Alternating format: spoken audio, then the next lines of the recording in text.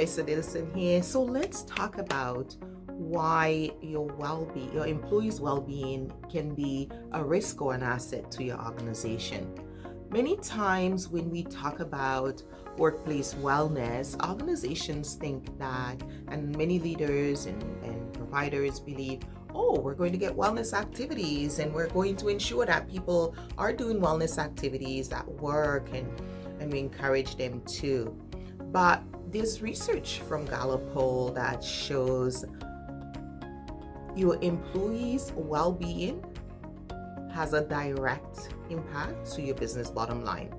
So, for instance, employees are more engaged when they are well.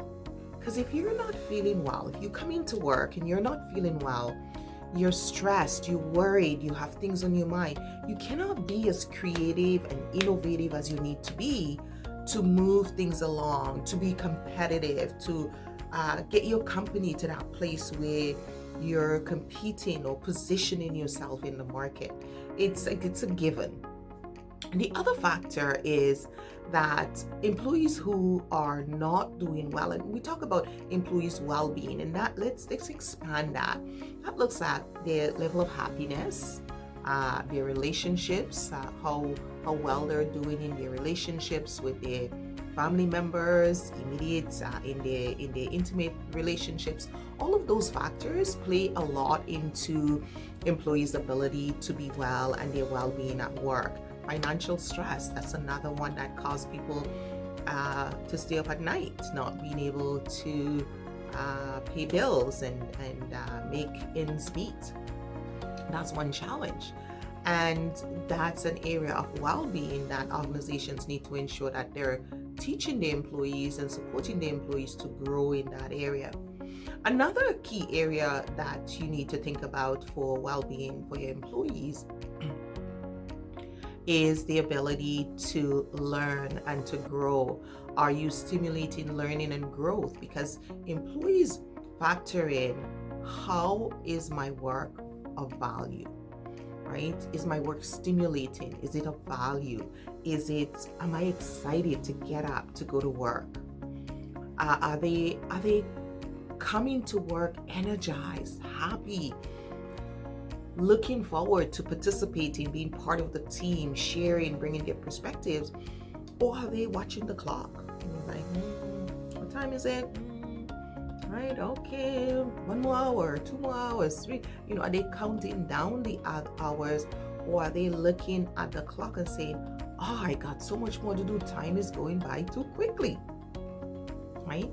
I want to get this done. I want us to move the needle on this. Execution is very, very important in organizations.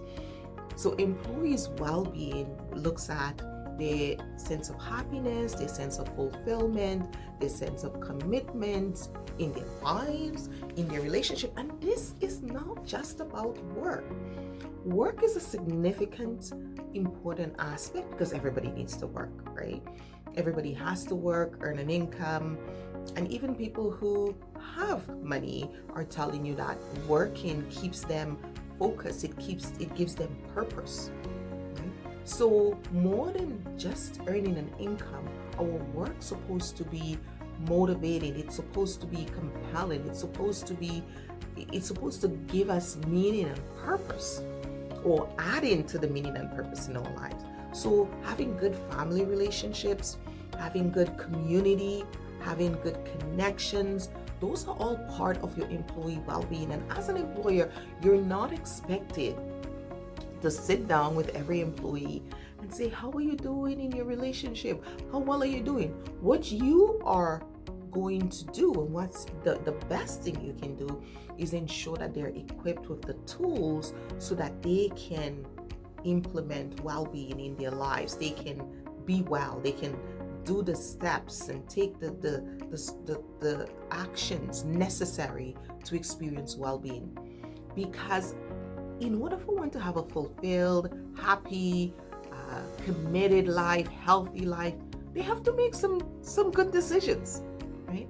And if an employee doesn't have good decision-making skills, then the workplace, that whole area of career and workplace occupation, that should be a place for learning. That's where we can develop these skills. And once these skills are developed, they're not just for the workplace. They can now transfer these learning into their lives, into their relationship, how they solve problems with their spouses. So this is why workplace well-being is such a critical aspect of a society well-being. A happy society, a happy country, a happy world, a happy community. Because when people go to work and they learn how to negotiate, they are now taking those negotiation skills and they're bringing it home with their children, with their family members, with their neighbors. They now learn how to negotiate. So the best thing you can do as a leader is to ensure that your employees are equipped with the skills they need for well-being. And this is what we do with the Well-Being Intelligence curriculum.